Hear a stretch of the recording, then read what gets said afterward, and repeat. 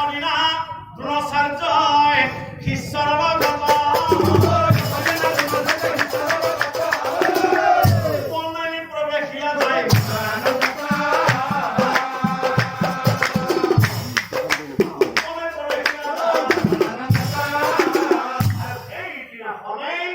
কুকুৰ এটা সকলোৰে পিছে পিছে কুকুৰ এটা সকলোৰে পিছে পিছে আতয়নৰ দৰে সেই বননিত আছিল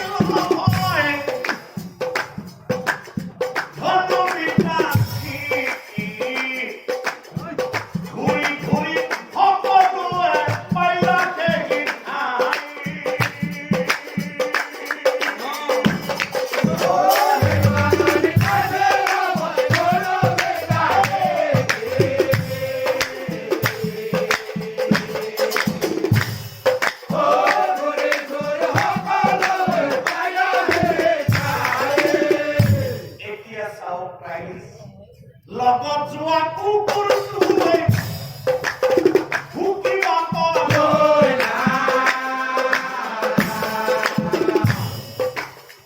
কুকুৰৰ শব্দ অভয় কামত ধৰে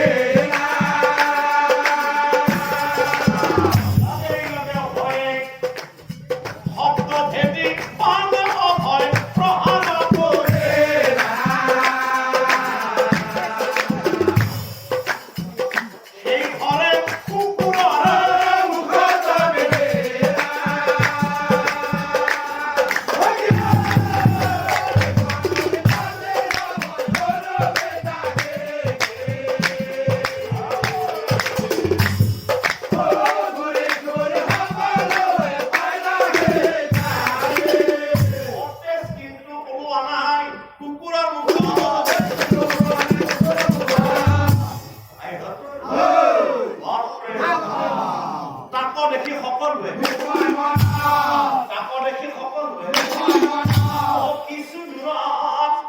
শিশু এটা দেখিব সকলোৱে যাই তাতে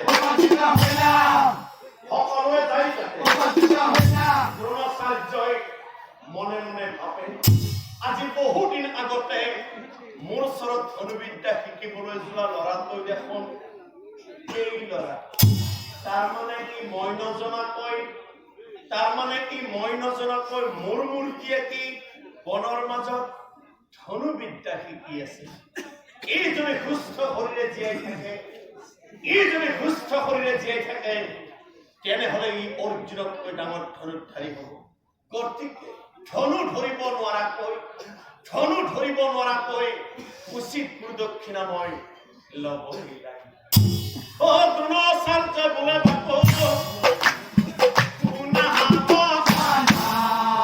দক্ষিণা নিদিলা তুমি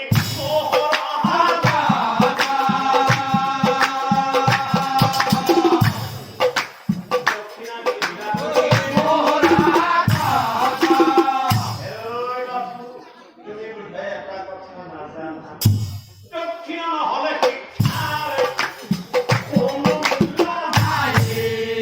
সেইকাৰণে এই কথা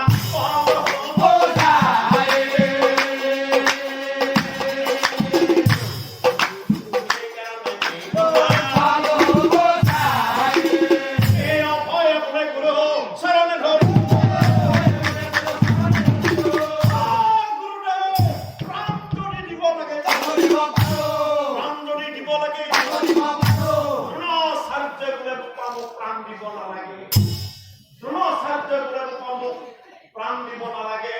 সোঁহাতৰ বুঢ়া আঙুলি কাটি মোৰ হাতে তুলি দিয়া সেই তোমাৰ গুৰুদক্ষিণা হ'ব নিশ্চয় জানিব। কথা শুনি অভয়ে ৰৈ নাথাকিব।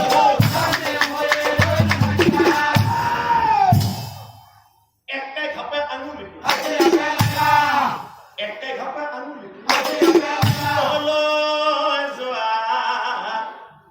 বুঢ়া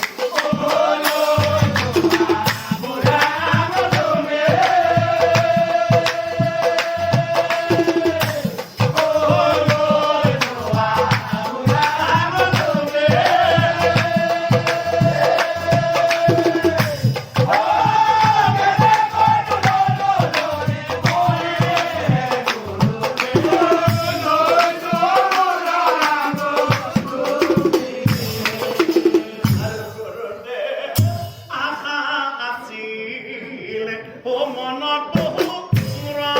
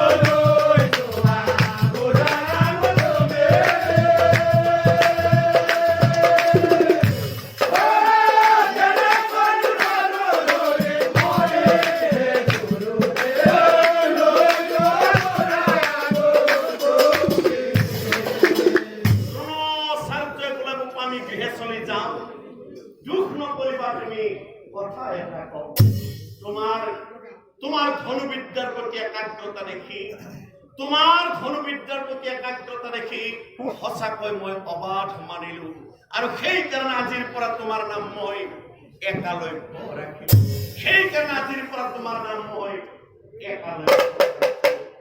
এই বুলি সকলোৱে বিদায় মাগিলো অনন্তৰে শুনক আছে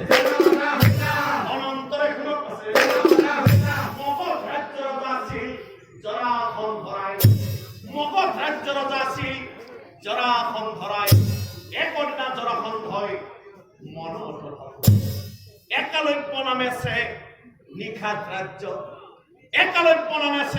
ৰাজ্য সেই বোলে মহাধনুৰ্ধাৰী তাৰ ওচৰলৈ যাওঁ তাৰ লগত মই মিত্ৰতা সাজো দুয়ো মিলি মথুৰাখন আক্ৰমণ হেন ভাবি জৰাসন্ধ ৰৈ নাথাকিব